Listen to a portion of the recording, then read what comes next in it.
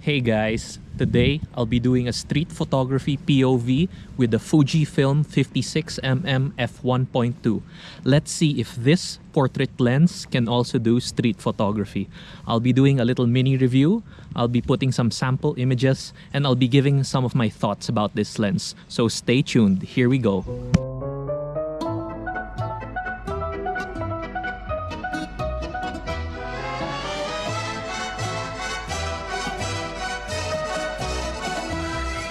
So why did I get this lens? Why the Fuji 56mm? Initially, I got this lens to take portraits of my son because this is a great portrait lens. It has creamy bokeh, and the depth of field separation is really something else. This lens is a beautiful portrait lens because it's a 56mm or a 85mm equivalent. So that makes it a short telephoto lens.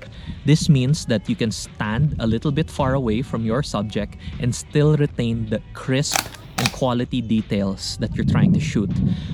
This focal length or this range of where you want to take photos of your subject is perfect for socially distanced photography, in my opinion. So I've always wanted to try a lens with a f1.2 aperture. I know APS-C means that this lens is equivalent to a f1.8 aperture on full frame, but still, this is the lens with one of the largest apertures in my arsenal of lenses. So with that large aperture for this lens, it means creamy bokeh and that great depth of field effect. So why take out a lens that was specifically made for portraits and try to use it in street photography? One of my greatest fears with using this lens in street photography is that I know this lens has a hard time hunting with its autofocus when it is at its largest aperture of f1.2. Even when I take portraits of people, I find that this lens's autofocus hunts a lot at f1.2. I wanted to see if this lens is fast enough to lock onto a subject during street photography and nail that shot. But of course, I will already say it now, I did not use f1.2 during the whole time that I was doing this street photography POV video. I varied my apertures, I varied my f-stops, because I just wanted to play around with this lens and see what it could do. I really like the depth of field and the creamy bokeh and the subject separation that this lens gives you. There was this patch of empty space in the public market. It was an empty open space that was sort of like a hallway. So I set up to the end of that hallway and I waited for subjects to walk into the patch of light that was illuminating that dimly lit hallway. And it kind of looked like I was taking photos of a fashion show. It was as if the market goers were on a fashion ramp and they were walking. I really liked the creamy, blurry background of the market lights in the background. It looked like they were stage lights illuminating the subject. I just had fun. And then I love how each individual is so personalized with what he wears when he goes shopping for the market. It was as if Baguio market fashion was put on a ramp and I was there to bear witness and take photos of it. I had a good time setting up on that little strip of hallway and waiting for subjects to get into that patch of light. It goes without saying that the sharpness of this lens is really something else. I really enjoyed using this lens for portraits because it really brought out the detail in the subject's faces. I might consider doing a little project in the future. If you haven't seen my previous video where I use my Fuji Instax to hand out street portraits to people in the marketplace, I implore you to check it out here.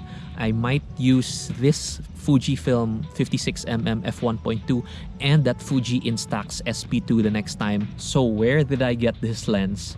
I got this lens used from XPPHX shop. Guys, in my opinion, this is the best Facebook group to find used and secondhand Fujifilm lenses and equipment here in the Philippines. I'll link it here. A little bit about me.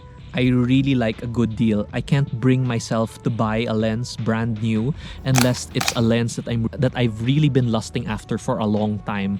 So case in point, the only brand new Fuji lens that I've ever bought is the Fujifilm 10-24 f4 version 1. But for all my other lenses, for most of my other lenses rather, I purchased them on secondhand and used because I love a good deal. The Fujifilm is still quality glass. You just have to be careful sometimes with the lenses that you buy because of course there are risks involved. But so far I've been pretty lucky with the lenses that I've got. So as I said, I got this lens used. I got it for a pretty good deal. I got it for around 25,000 pesos. Of course, it's a little beaten up.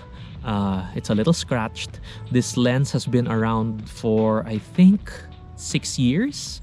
6 or 8 years. This is an 8-year-old lens. It was a little banged up, a little beaten, but it still works great. So, observations when using this lens. I didn't find that it hunted too much. Its autofocus while doing street photography was pretty decent. Honestly, I missed some shots, but I don't think I was shooting subjects that were moving fast enough that warranted me to switch to continuous autofocus. I mostly used single point autofocus. Mostly the single point autofocus worked well, but there are some shots which I missed. One thing which I found a little offsetting about using this lens for street photography is the size.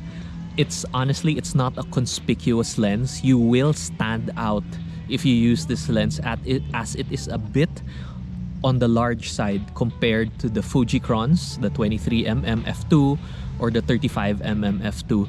So this lens stands out a bit because it's a bit bulky and it will draw some attention to you.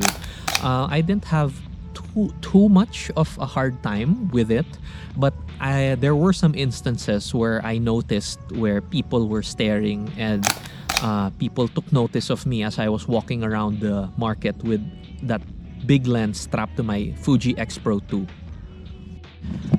So, pros and cons of this lens. Let's start with the pros. Again, it's a great portrait lens. It really has creamy bokeh and good depth of field. It's sharp as amazing the quality of detail that you get on this lens. The focal length is good if you want a little bit more of distance between you and your subject.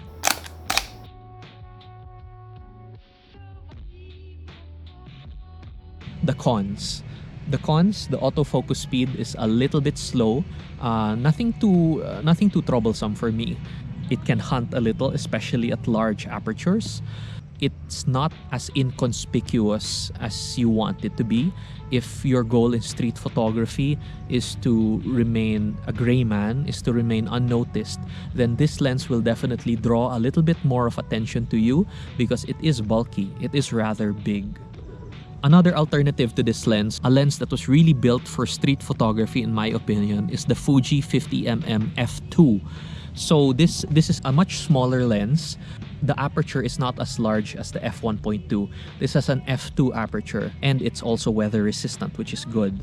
I've been eyeing the 50mm f2 for quite a while. I think it's the last Fujicron which I haven't collected yet. Who knows? Maybe I'll get I'll get that 50mm f2 in the future and do a comparison video between the 50mm f2 and the 56mm f1.2. Let me know if that's something that you'd want to see in the comments below. So those are the only things I can think about as of the moment. I think the pros really outweigh the cons here. Would I use this lens again for a street photography POV? Hell yes, without a doubt.